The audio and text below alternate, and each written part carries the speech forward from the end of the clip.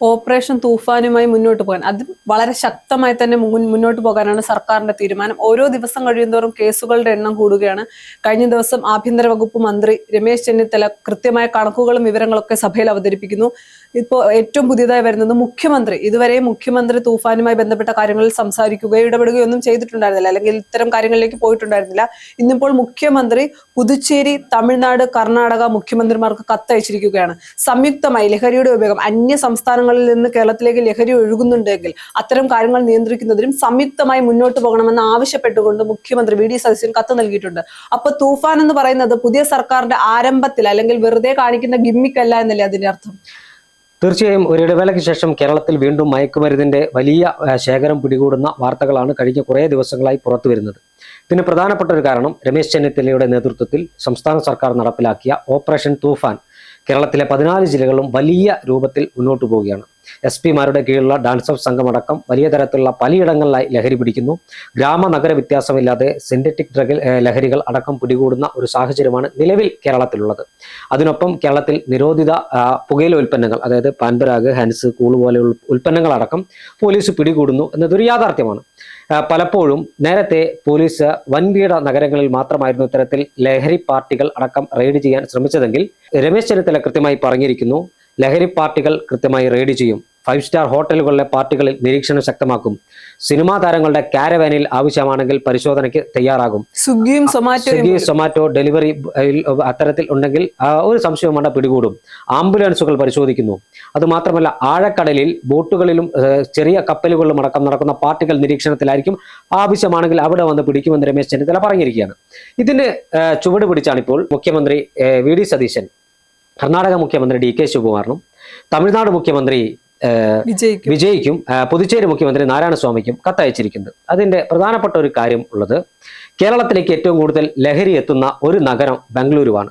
ബംഗളൂരുവിൽ നിന്ന് വിമാനമാർഗം കേരളത്തിലേക്ക് ലഹരി എത്തുന്നു. അതോടൊപ്പം തന്നെ ബസ്സുകളിൽ, അന്തർ സംസ്ഥാന ബസ്സുകൾ, ഇന്റർസ്റ്റേറ്റ് ബസ്സുകളിലൂടെ ലഹരി എത്തുന്നു.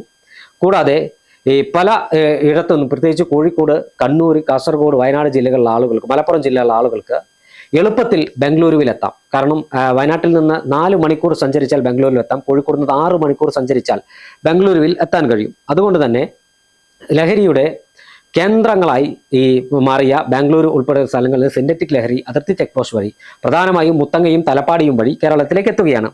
അതിർത്തികളിൽ വ്യാപകമായ പരിശോധന നടത്തുന്നുണ്ടെങ്കിലും ആ പരിശോധനകളൊക്കെ വെട്ടിച്ച് കടന്നു വരാനുള്ള സാഹചര്യം നിലവിലുണ്ട്. കാരണം മുത്തങ്ങ വഴിയല്ലാതെ കുട്ട ചെക്ക് പോസ്റ്റിലൂടെ കടന്നു വരുമ്പോൾ പലപ്പോഴും ചെക്കിങ് മറികടന്ന് വനത്തിലൂടെ വരാനുള്ള വഴിയൊക്കെ ഇത്തരം ആളുകൾക്കറിയാം. അതുകൊണ്ട് തന്നെ ഇപ്പോഴും പൂർണ്ണമായും കർണാടകയിൽ നിന്നുള്ള ലഹരി ഒഴുക്ക് നിലച്ചിട്ടില്ല എന്നതൊരു യാഥാർത്ഥ്യമാണ്.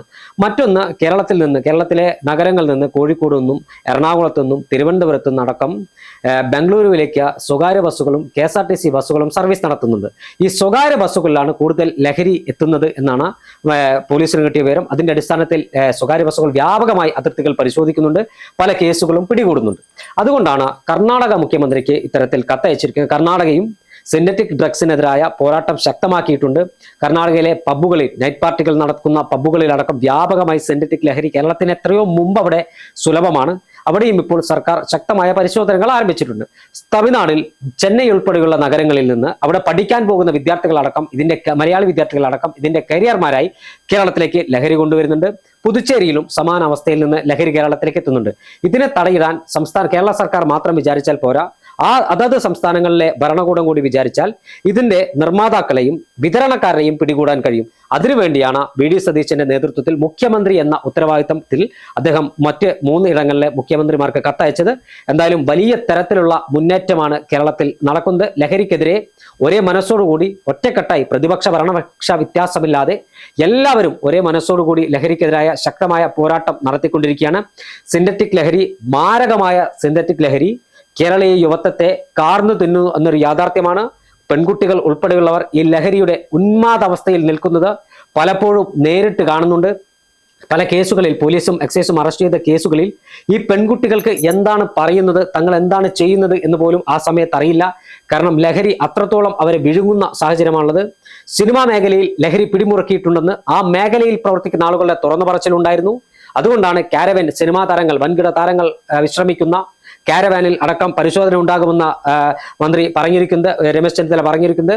ഒറ്റക്കെട്ടായി ഒരേ മനസ്സോടുകൂടി സിനിമാ സംഘടനകൾ, കേരളത്തിലെ യുവജന വിദ്യാർത്ഥി സംഘടനകൾ, വ്യാപാരി സംഘടനകൾ, സാംസ്കാരിക സംഘടനകൾ എല്ലാവരും ഒരുമിച്ച് ഇതിനെതിരെ ഒരു ചങ്ങല തീർക്കുകയാണെങ്കിൽ ഒരു സംശയം വേണ്ട, ഈ കരാളഹസ്തത്തിൽ നിന്ന് കേരളത്തെ മോചിപ്പിക്കാൻ കഴിയും. എന്തായാലും ഇപ്പോൾ അത്തരമൊരു ദൗത്യമാണ് സർക്കാർ ഏറ്റെടുത്തിരിക്കുന്നത്. ആ ദൗത്യത്തിന് കക്ഷി രാഷ്ട്രീയത്തിന് അതീതമായ പിന്തുണയാണ് കേരളത്തിൽ ലഭിച്ചുകൊണ്ടിരിക്കുന്നത്.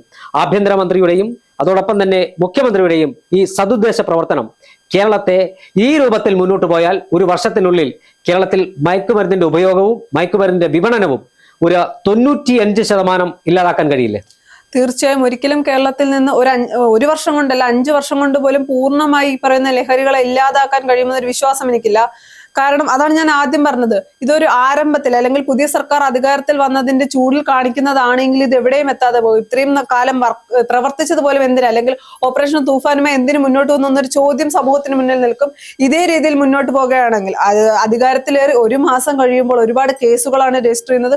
ശക്തമാണ് എന്ന് വെച്ചാൽ സാധാരണ അല്ലെങ്കിൽ ഇത്തരം ഏജന്റുമാരായി പ്രവർത്തിക്കുന്ന കുട്ടികൾ അല്ലെങ്കിൽ വിദ്യാർത്ഥികൾക്ക് ഏറ്റവും കൂടുതൽ ഏജന്റുമാരായിട്ടുള്ളത് കോളേജ് വിദ്യാർത്ഥികൾ, സ്കൂൾ വിദ്യാർത്ഥികളാണ്. വിദ്യാർത്ഥികളുടെ ഉള്ളിൽ ഒരു ഭയം നിറഞ്ഞിട്ടുണ്ട്.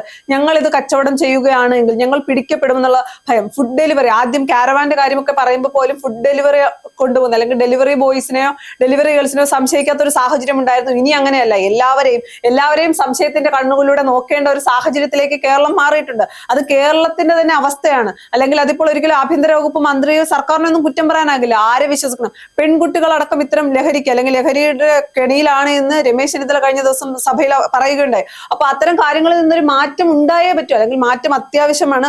അതുകൊണ്ട് തന്നെയാണ് ഇങ്ങനെ മുന്നോട്ട് പോകുന്നത്. ഇതേ രീതിയിൽ മുന്നോട്ട് പോവുകയാണെങ്കിൽ പൂർണ്ണമായി സാധാരണഗതിയിൽ ഒരാളെ പിടിക്കുകയാണെങ്കിൽ ആ ആളിനെ മാത്രമാണ്, അല്ലെങ്കിൽ പിന്നിലേക്കുള്ള ആളുകളെ പിടിക്കാറില്ല. പക്ഷെ ഇപ്പോൾ അങ്ങനെയല്ല. ഓപ്പറേഷൻ തൂഫാൻ വ്യക്തമായി ആരൊക്കെയാണോ പിന്നിലുള്ളത് അവരെല്ലാം പിടിക്കുന്ന രീതിയിലാണ് മുന്നോട്ട് പോകുന്നത്. ഇതേ രീതിയിൽ മുന്നോട്ട് പോവുകയാണെങ്കിൽ കേരളത്തിൽ ഒരു ലഹരി പദാർത്ഥങ്ങളും ഇല്ലാത്ത സംസ്ഥാനമായി മാറ്റാമെന്നൊരു വിശ്വാസം എനിക്കില്ല. എന്നാൽ പോലും വിദ്യാർത്ഥികളെ രക്ഷപ്പെടുത്താൻ കഴിയും. അതിൽ ഉറപ്പായിട്ടുള്ള കാര്യമാണ്. ഒരു പരിധി വരെ അല്ലെങ്കിൽ ഇപ്പോൾ നിൽക്കുന്ന ഈ അവസ്ഥയിൽ നിന്ന് 1 വർഷം കഴിയുമ്പോൾ വലിയ മാറ്റം. ഇതേപോലെ ഓപ്പറേഷൻ തൂഫാനുമായി പോവുകയാണ്. അവിടെ ഞാൻ പറയുന്നു, പ്രതിപക്ഷം കൂടി കൈ കൊടുക്കേണ്ട സാഹചര്യമുണ്ട്. അല്ലെങ്കിൽ അനാവശ്യമായി തൂഫാനെതിരെ സംസാരിക്കാതെ, തൂഫാൻ എന്നത് കേരള സർക്കാരിന്റെ പദ്ധതിയല്ല, കേരളത്തിന് വേണ്ടി, കേരളത്തിന്റെ ജനങ്ങൾക്ക് വേണ്ടി, ജനങ്ങൾ ആഗ്രഹിച്ച പദ്ധതിയാണ് എന്ന് മനസ്സിലാക്കി പ്രതിപക്ഷം കൂടി കൈ കൊടുക്കുകയാണെങ്കിൽ അല്ലെങ്കിൽ ശക്തമായി നിൽക്കുകയാണെങ്കിൽ ഓപ്പറേഷൻ തൂഫാനിലൂടെ കേരളത്തിൽ വലിയ മാറ്റങ്ങൾ കൊണ്ടുവരാൻ കഴിയും. വിദ്യാർത്ഥി സമൂഹത്തെ, ലഹരിക്ക് അടിമയായ വിദ്യാർത്ഥി സമൂഹത്തെ മാറ്റിയെടുക്കാൻ കഴിയുന്ന കാര്യത്തിൽ യാതൊരു സംശയമില്ല. പക്ഷെ അപ്പോഴും ശ്രദ്ധിക്കേണ്ട ഒരു കാര്യമുണ്ട്. ഇത് പുതിയ സർക്കാർ അധികാരത്തിലേറിയതിന്റെ ആവേശം മാത്രമാണെങ്കിൽ 1, 2 അല്ലെങ്കിൽ 6 മാസം കഴിയുമ്പോൾ ഇത് നിർത്താനാണ് സർക്കാർ ഉദ്ദേശിക്കുന്നതെങ്കിൽ ഇതിനേക്കാൾ വലിയ രീതിയിൽ, അല്ലെങ്കിൽ ഇപ്പോൾ കേരളം 1 മാസങ്ങൾക്ക് മുൻപ് കേരളം ലഹരി മാഫിയകളുടെ കയ്യിൽ എങ്ങനെയായിരുന്നോ അതിന്റെ ഇരട്ടി ശക്തിയിൽ അവ തിരിച്ചു വരും എന്നുള്ള കാര്യം കൂടി സർക്കാർ മറക്കാൻ പാടില്ല. തീർച്ചയായും കേരളത്തിന്റെ മണ്ണിൽ നിന്ന് ലഹരിയെ ഇല്ലായ്മ ചെയ്യാൻ അല്ലെങ്കിൽ സിന്തറ്റിക് ലഹരിക്കെതിരായ ശക്തമായ പോരാട്ടം സർക്കാർ നടത്തുമ്പോൾ കക്ഷി രാഷ്ട്രീയത്തിന് അതീതമായ പിന്തുണ ആ പോരാട്ടത്തിൽ ലഭിക്കുന്നുണ്ട്. ആ പിന്തുണ തന്നെയാണ് സർക്കാരിന്റെ മുന്നോട്ടുള്ള പ്രയാണത്തിന് ഊർജ്ജം പകരുന്നത്.